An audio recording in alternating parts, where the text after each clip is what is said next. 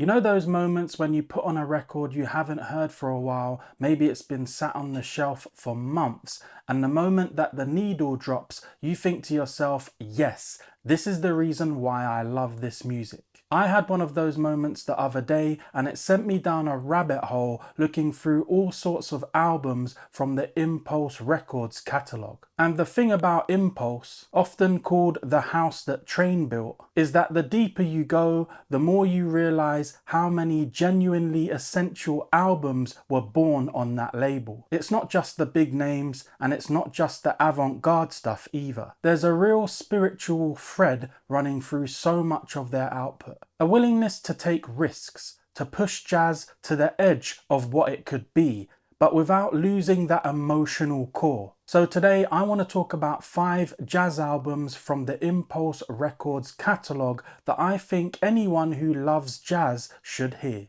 As per usual, this isn't a definitive list, but rather it's 5 albums that I feel capture something different about jazz at its most searching, its most expressive, and its most human. Let's start with the one that sits on a pedestal for a reason. John Coltrane's album named A Love Supreme from 1965. Every time I play A Love Supreme, I'm reminded that this isn't just a jazz album. It's a document of someone reaching for something beyond the everyday. And maybe that sounds dramatic, but with Coltrane, it's not hyperbole. This was a man who had been through addiction, self-destruction, recovery, spiritual awakening, and he pours all of that into 40 odd minutes of music. The Impulse catalogue is full of great records, but A Love Supreme is its heartbeat. Acknowledgement, my favourite track, is a perfect entry point. The bass riff is like a mantra. You can hum it instantly, but it also feels ancient,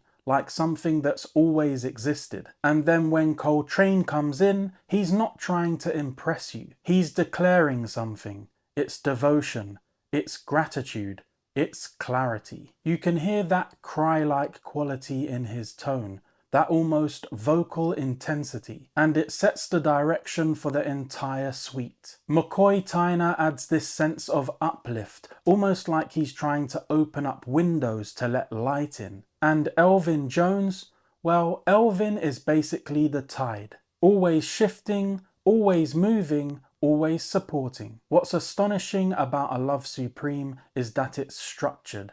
It's deeply thought out, yet feels completely alive and spontaneous. Coltrane wrote it as a 4-part suite, almost like a prayer set to music. But the emotion is raw, it's immediate. And for a lot of listeners, this album becomes the gateway into a more spiritual side of jazz. It's transcendent without being inaccessible. That's Trane's gift. Next up, we have the Pharoah Sanders album named Karma from 1969. If A Love Supreme is a spiritual declaration, then Karma is a spiritual experience. Pharoah Sanders takes the door that Coltrane left open and walks right through it into uncharted territory. My favourite track, named The Creator Has a Master Plan, is a 40-minute journey. It's a remarkable piece of jazz music. It's meditative, ecstatic, chaotic,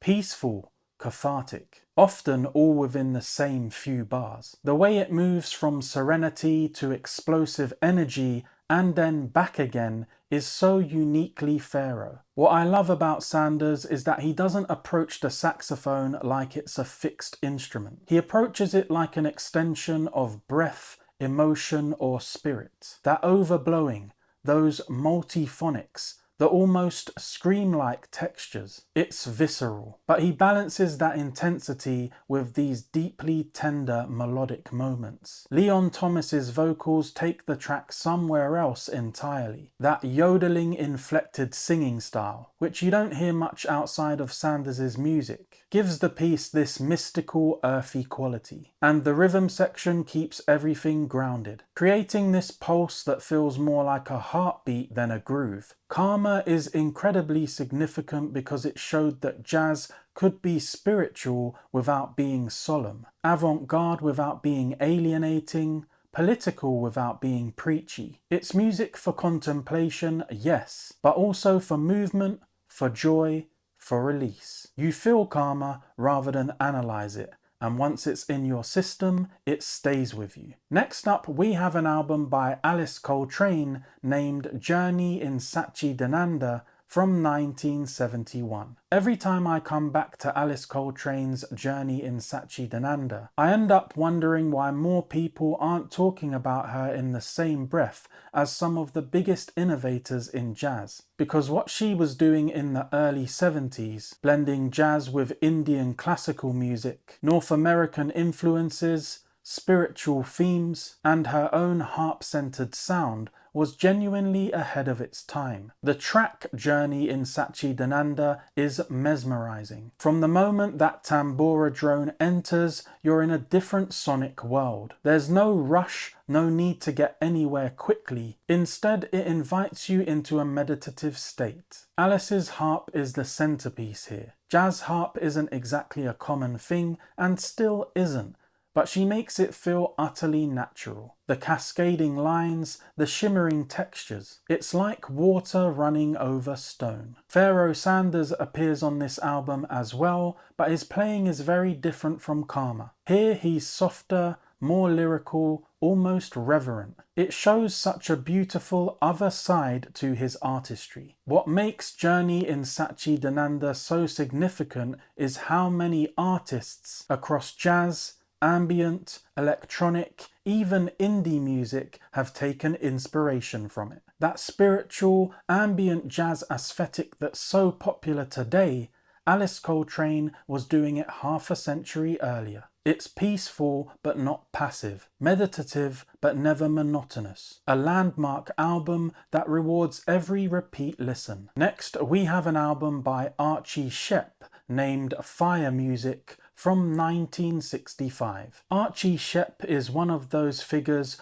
who captures the political and cultural urgency of the 1960s better than almost anyone. Fire Music is raw, intense, fiercely intelligent, and emotionally direct. A snapshot of an artist using jazz as a form of protest, expression, and cultural commentary. Hambone is such an interesting track because it blends Shepp's avant-garde tendencies with earthy, bluesy phrasing. You get this sense of someone bridging historical black music traditions with the radical new directions jazz was taking. Shepp's tone is unmistakable. Rough, vocal, almost conversational at times. He's not interested in sounding pretty, he's interested in sounding true. And that's something that really defines this album. It's fiery but thoughtful, chaotic in the best possible way, and often surprisingly melodic. Fire Music is important partly because of when it was released. 1965 was a year of massive social upheaval, and partly because Shepp was one of the loudest voices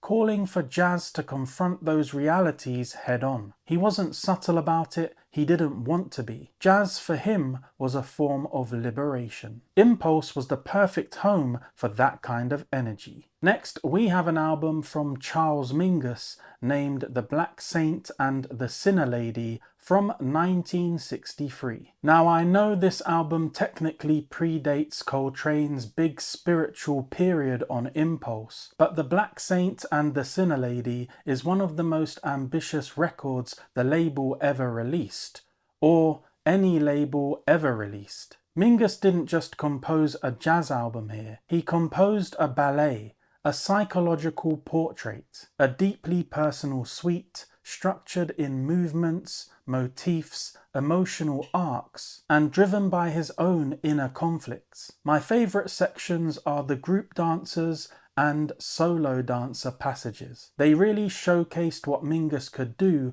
when he unleashed his full compositional voice. The solo dancer part is introspective, brooding, almost theatrical. You hear those expressive melodies that feel like they're telling a story without words. The group dancers sections explode by comparison. Full ensemble, swirling lines, tension, release, counter melodies weaving in and out. The way Mingus orchestrates the band is extraordinary. It's chaotic but controlled. It's passionate but sophisticated. And behind all of that, you've got Mingus's bass, grounding the music, pushing it, pulling it, shaping its emotional contours. This album is significant because it shattered the idea of what a jazz album could be. It's orchestral, it's complex, it's autobiographical, and it's packed with raw honesty. Even today, it sounds daring. So those are 5 albums from the Impulse catalogue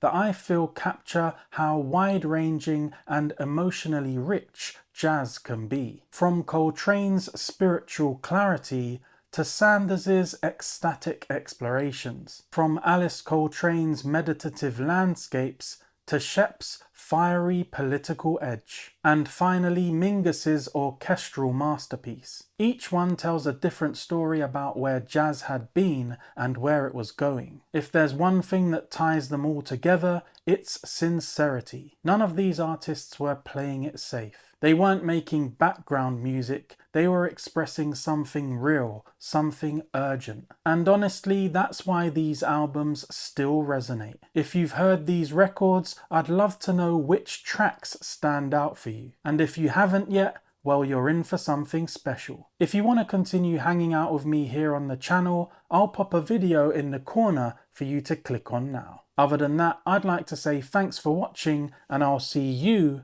in the next one.